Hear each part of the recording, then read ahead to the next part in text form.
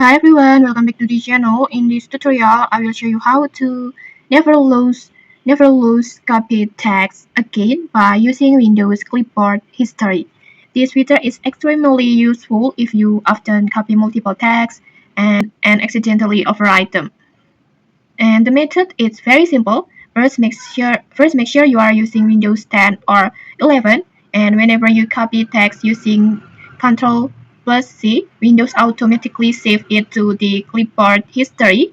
And then to open the clipboard history, just simply press Windows plus V like this. Just press it on the keyboard, Windows plus V like this. And then in here, clipboard panel will appear and you will see a list of all the text that you have copied recently like this, and from here you can easily select any copied text and paste it wherever you want like this.